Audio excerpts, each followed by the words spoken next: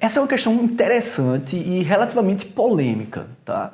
Muitos autores têm simplesmente citado a lei ao tratar sobre a adoção preferencial da modalidade pregão e alguns autores, poucos autores, como o professor, por exemplo, Edgar Guimarães, têm pontuado a questão, como ela deve ser pontuada, né? O problema que pode ser levantado, né? O professor Edgar Guimarães, inclusive, entende pela aplicação do pregão. Eu e o colega e o professor também, Davidson Barcelos, nós estamos escrevendo sobre o tema licitações paraestatais e temos defendido uma outra corrente. Veja, o que a lei das estatais fala, ao tratar sobre diretrizes, é remeter a uma diretriz que seria a adoção preferencial da modalidade pregão. O professor Edgar Guimarães, por exemplo, defende com muita qualidade que uma interpretação literal no sentido de que, para bens e serviços comuns, eu deveria adotar preferencialmente a modalidade pregão. Mas o professor Edgar Guimarães, ele com razão, e o professor Anacleto Abduch, com razão, eles apontam que esta aplicação da modalidade pode ser, inclusive, pregão, pode ser, inclusive, problemática por conta da diferença entre os regimes licitatórios.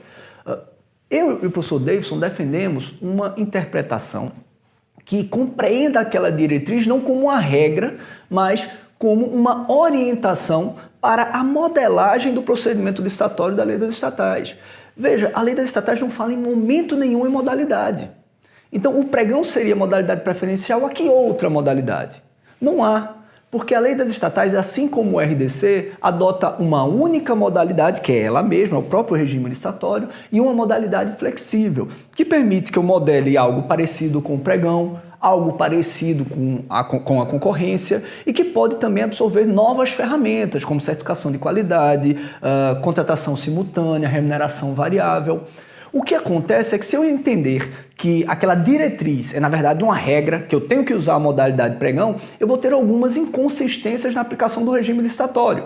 Por exemplo, eu vou ter uma licitação usando a modalidade pregão para bens comuns e não vou poder usar uma ferramenta que é a certificação de qualidade feita para a contratação de serviços de bens comuns. Tá? Por quê? Porque essa certificação de qualidade é uma ferramenta da Lei 13.303, não é na Lei 10.520. Eu vou ter um regime sancionatório muito forte na Lei do Pregão, aplicável para comprar bens comuns, para contratar serviços comuns, e um regime sancionatório mais frágil para contratações mais relevantes, mais complexas, usando o regime da Lei 13.303.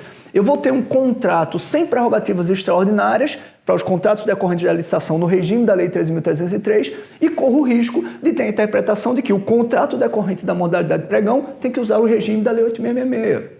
Então, na nossa opinião, o que nós defendemos é que essa diretriz dada pela lei das estatais aponta não a adoção do pregão da Lei 10.520, mas, diante da flexibilidade desta modalidade do regime da lei das estatais, deve preferencialmente o aplicador da regra licitatória modelar a licitação como um pregão, né?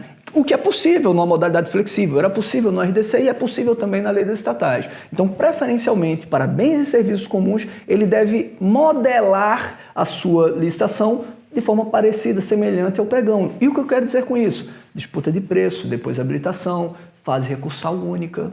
Enfim, é uma proposta, uma sugestão de interpretação que nós acreditamos permite resguardar o uso nas licitações para bens e serviços comuns de algumas ferramentas que constam no regime da Lei 13.303 e não constam na Lei do Pregão.